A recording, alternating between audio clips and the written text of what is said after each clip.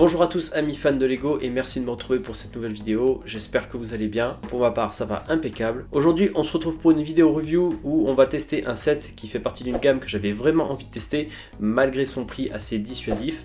Il s'agit du set 31200, le Lego Art des sites. Alors cette nouvelle gamme est sortie chez Lego en août 2020 et pour son démarrage proposait d'aborder 4 thèmes différents. Donc on a ici le thème Star Wars avec des représentations de sites, on va voir un peu plus en détail après. Il y avait également le thème Marvel avec des représentations d'Iron Man. Il y avait également les Beatles avec une représentation de tous les musiciens du groupe. Et pour finir, il y avait le thème Andy Warhol avec les fameux tableaux de Marilyn Monroe représentés en différents coloris. Alors je vais le poser un peu parce qu'il est assez lourd. Alors pourquoi être intrigué par cette nouvelle gamme? C'est parce que pour cette nouvelle vague de produits, Lego va nous proposer de représenter un pixel art sous forme de cadre à l'effigie d'un thème qui nous plaît. Donc là, ils ont ratissé assez large, puisqu'il y a d'un côté les Beatles, donc plus pour la musique, on a Andy Warhol plus pour l'art de manière générale, les artistes, et on a aussi donc Marvel et Star Wars, je pense deux licences qui doivent bien marché chez Lego, donc ça paraît logique qu'ils proposent ça en pixel art. Alors je vous disais tout à l'heure qu'il y avait eu 4 thèmes différents abordés pour cette gamme de produits, et ça donc c'était au lancement de la gamme. Depuis peu on a eu des infos sur ce qui va arriver l'année prochaine, et on a donc 2 nouveaux thèmes qui vont venir s'ajouter au thème existant, le thème Harry Potter et le thème Disney. Autre point qui m'intriguait pas mal avec cette nouvelle gamme, c'est le fait que Lego nous le vend comme une gamme qui va nous permettre de nous détendre, de faire travailler notre esprit et notre pratique. Et je suis assez curieux de voir si c'est vraiment le cas, car il ne faut pas se leurrer, il s'agit là tout de même d'aligner des petites plates rondes sur des plaques. Donc niveau des stress, je doute un petit peu de l'efficacité. Donc voilà, c'est pour ça j'en ai pris un pour me faire mon idée là-dessus et voir si c'est comme ils disent dans la brochure, ça va me déstresser, ça va me permettre de stimuler mon esprit, ma pratique, enfin voilà. Vous voyez ce que je veux dire. Je vais aller m'installer confortablement, je vous propose de faire de même et on attaque par un petit tour de la boîte. Alors pour cette nouvelle gamme, Lego met en place un nouveau format de carton façon boîte à pizza, et de très bonne qualité, puisqu'on retrouve la qualité qu'il y a sur les emballages des sets 18+. Cependant, tout ce qui va être charte graphique ne sera pas comme celle des 18+. Là, on a vraiment une charte graphique dédiée à cette gamme. Alors, on va commencer avec ce que l'on voit en premier en fait sur cet emballage. C'est le produit fini dans son ensemble, avec une représentation d'une des images proposées dans ce set. Donc là, il s'agit de l'impitoyable Dark Vador. Les 2 autres images qu'il est possible de faire avec ce set sont juste en dessous sous forme de miniature. Donc perso je trouve que les images sont un petit peu petites, c'est vraiment limite pour se faire une idée du produit. Ensuite on retrouve en gros titre sur la gauche The Site, donc c'est le thème abordé. Donc pour ceux qui ne connaissent pas forcément ça parle pas. Et du coup juste en dessous de la photo on a un rappel de l'univers. D'où est tiré en fait les images qu'on va reproduire. Donc là il s'agit de l'univers Star Wars bien entendu.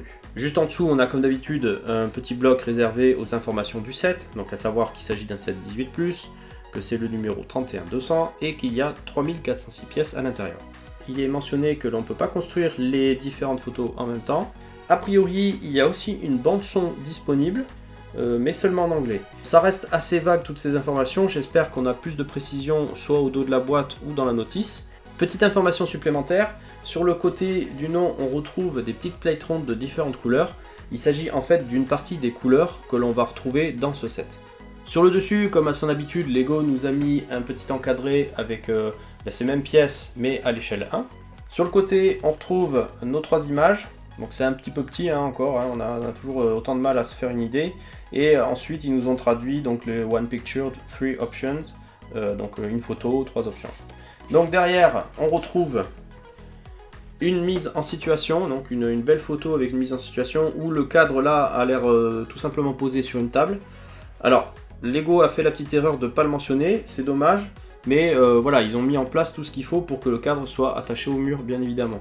Mais c'est vrai que c'est dommage qu'ils n'en aient pas parlé parce que c'est quand même un atout de pouvoir accrocher son cadre. On n'est pas obligé de forcément prévoir une étagère pour pouvoir le poser.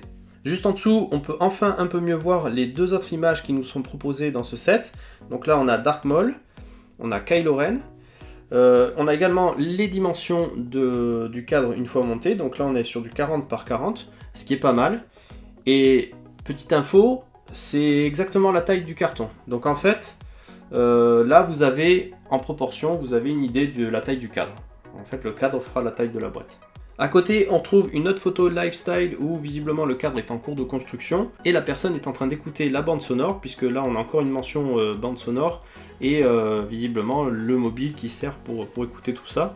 Donc la personne est assez joueuse, hein, vous remarquerez, puisque les pièces sont mélangées et en plus pas contrastées du tout. Hein. Là on a toutes les pièces foncées, toutes les pièces claires. Je lui souhaite bon courage. On nous précise également en dessous que le mobile n'est pas fourni avec. Bon, par contre, il n'est pas précisé si les bols et l'assiette sont fournis avec le set, donc ça sera la surprise. Du coup, maintenant que le petit tour est fait, c'est parti pour découvrir le contenu de cette boîte.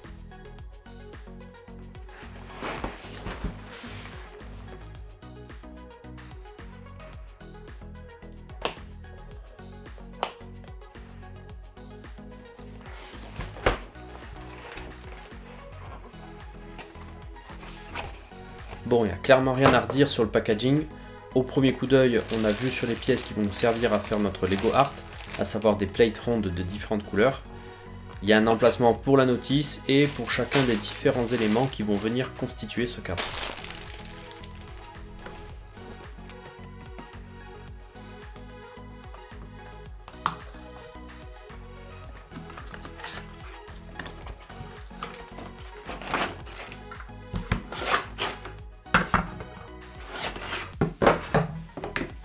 Au niveau du contenu, on a les pièces qui vont nous servir à faire ce joli cadre noir brillant. On peut voir également la présence du séparateur de briques XXL.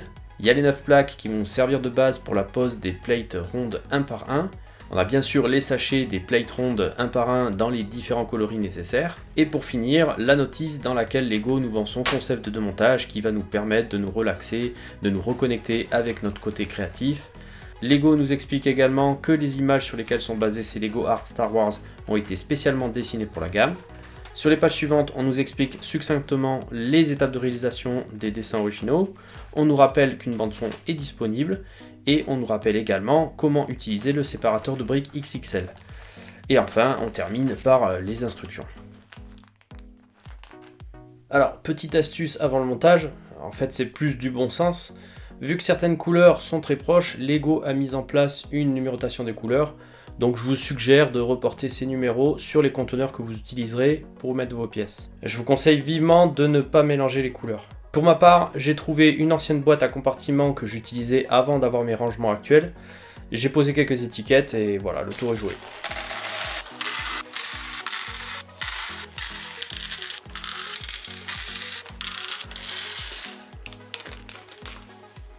Donc maintenant, il n'y a plus qu'à.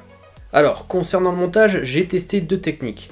La première consiste à remplir chaque ligne les unes après les autres, de gauche à droite. Cette méthode est un peu plus longue que la deuxième, mais a le mérite d'être plus sûre. C'est avec cette méthode que le numérotage des contenants prend tout son sens, car on va devoir alterner les couleurs, et donc avoir un numérotage permet vraiment de retrouver ces petits facilement.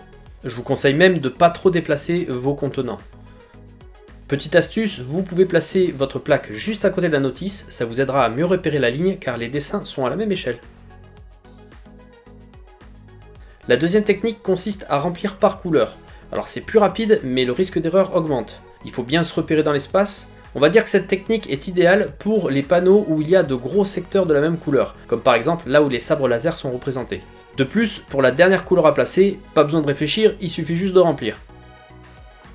Au niveau de la construction du cadre en lui-même, cela consiste à assembler des petits panneaux en 3 lignes et les 3 lignes entre elles. Le tout à l'aide de pins techniques. Sur le dernier panneau, on appose la petite tile sérigraphiée, tel un peintre qui apposerait sa signature sur son œuvre. Et pour terminer, on construit le cadre à l'aide de longues tiles, plates et briques noires. Donc voilà, une fois le Lego Art des sites monté, donc là il s'agit d'une des 3 images, celle de Dark Maul.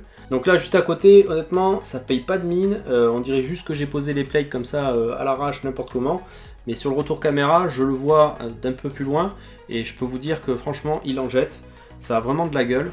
En plus la finition est vraiment top, hein, avec la petite bordure lisse comme ça avec les tiles, c'est vraiment super beau. La petite plaque sérigraphiée, c'est nickel. Après au niveau expérience de montage, j'ai pas trouvé ça spécialement ennuyeux, ni difficile. Après bon voilà, j'ai l'habitude de monter assez vite. J'ai monté, je pense celui-là, je crois qu'on est autour de 2h30 pour le monter.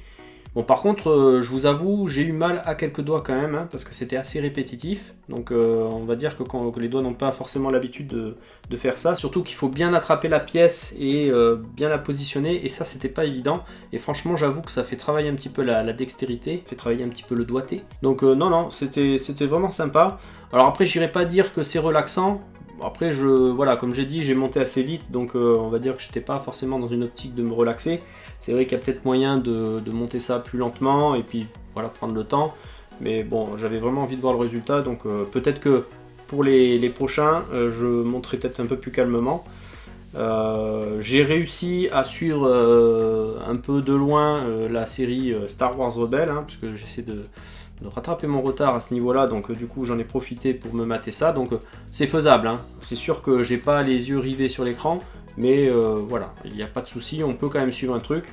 J'ai pas écouté la bande sonore pendant le montage, et je ne l'écouterai pas quand je ferai les autres dessins, parce que c'est en anglais, je suis une quiche en anglais, donc voilà, je pense que je passerai trop de temps à essayer de comprendre ce qu'ils disent, donc si c'est juste pour écouter un mec qui dit des trucs et que je comprends rien, donc voilà, ça m'intéresse pas trop. Donc voilà, je peux pas trop vous donner mon avis sur la bande sonore, je suis vraiment désolé.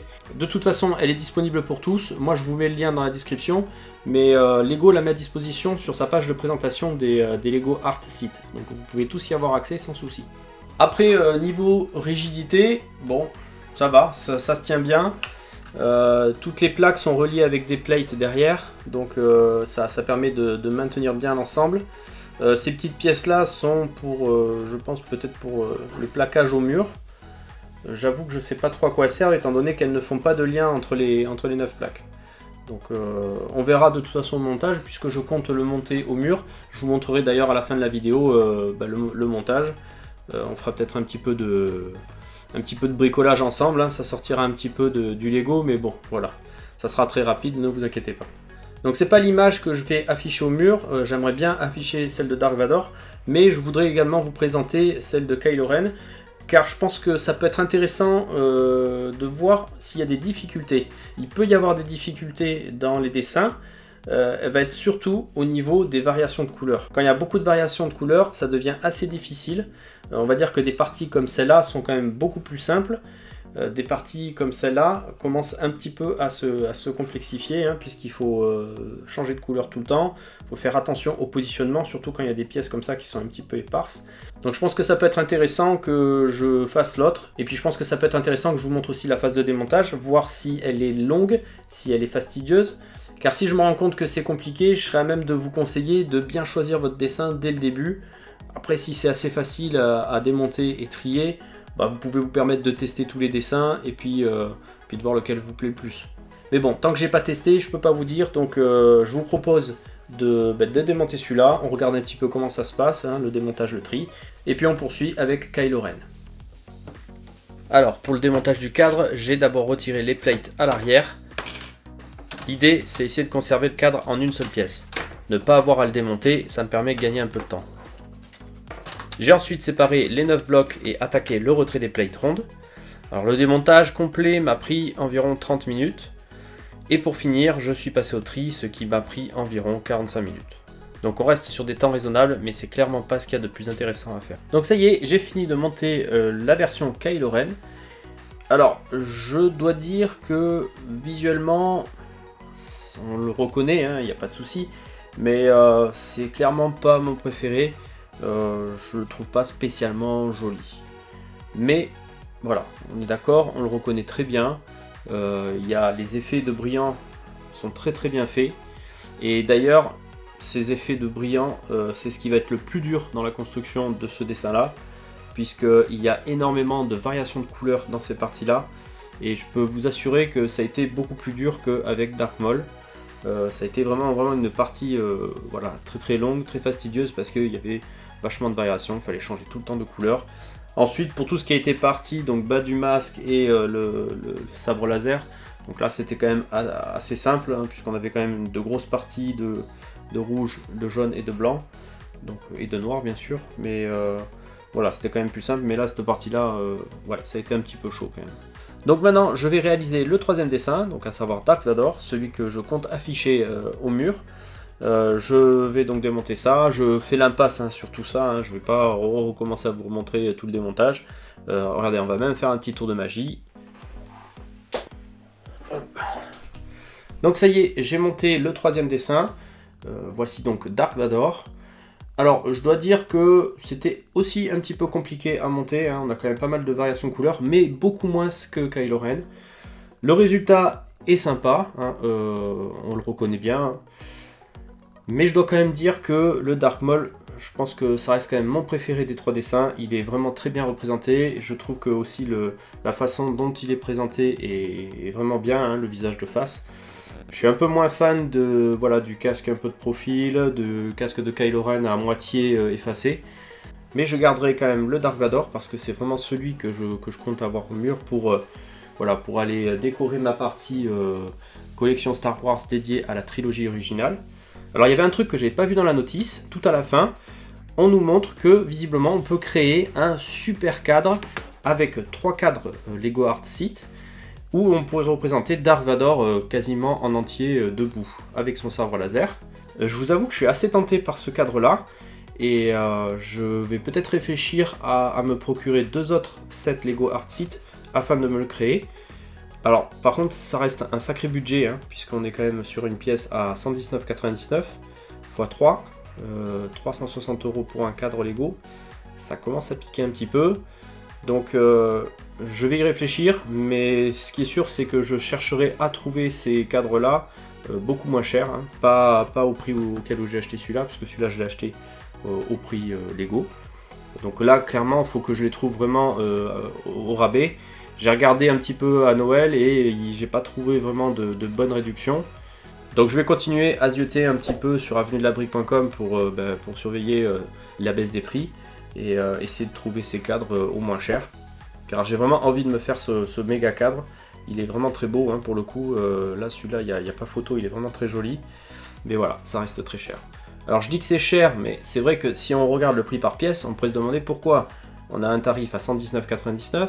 3406 pièces, ça nous fait un prix par pièce de 3,5 centimes, c'est carrément pas cher. Alors certes le prix par pièce est super bas, je crois que même c'est l'un des plus bas, mais quand on voit l'expérience de montage, au final 120 € pour juste poser des plates rondes sur des plaques, surtout avec des pièces on va dire standards, des plates rondes, il n'y a rien de ouf dedans, tout le reste après c'est juste des briques et des tiles, des plates. Les seules pièces spécifiques c'est les plaques qu'il y a dessous, qui sont des nouvelles pièces. On les retrouve également, je crois, dans le Colisée qui est sorti il n'y a pas longtemps. Mais voilà, à part ces pièces-là, tout le reste c'est de la pièce standard où je pense les moules de chez Lego sont rentabilisés depuis bien longtemps. Donc j'ai deux hypothèses. Soit le prix est ce qu'il est parce qu'il y a ces nouvelles pièces, ces nouvelles plaques, et également les 2 autres pièces qu'il y a en haut pour faire la fixation au mur. Donc on va dire que ce tarif est ce qu'il est parce que la nouveauté ça a un prix. Ou alors tout simplement c'est que c'est de l'art et on sait très bien que l'art ça coûte cher.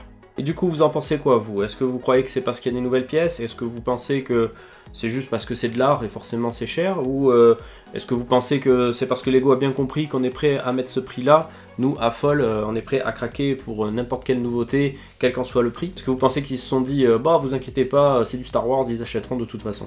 Donc dites-moi dans les commentaires ce que vous pensez de tout ça, je suis assez curieux d'avoir votre avis. Je vous propose maintenant qu'on passe à la partie bricolage et puis qu'on aille fixer ce cadre au mur.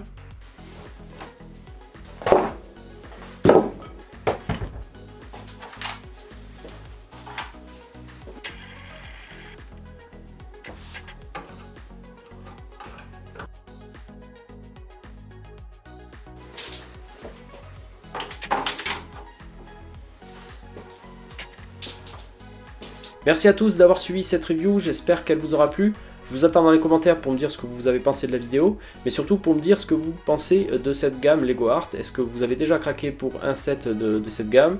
Est-ce que vous comptez craquer pour? Voilà, dites-moi dans les commentaires, je me ferai un plaisir d'échanger avec vous. Donc je sais pas si certains d'entre vous ont vu, mais j'ai le Batwing qui est installé sur un support fait maison à partir du support qui était fourni dans le set. Donc j'attends un petit peu qu'il fasse ses preuves, je vais essayer de le laisser quelques temps, de voir s'il tient bien, si les pièces ne se déforment pas, si voilà, j'ai pas de mauvaise surprise.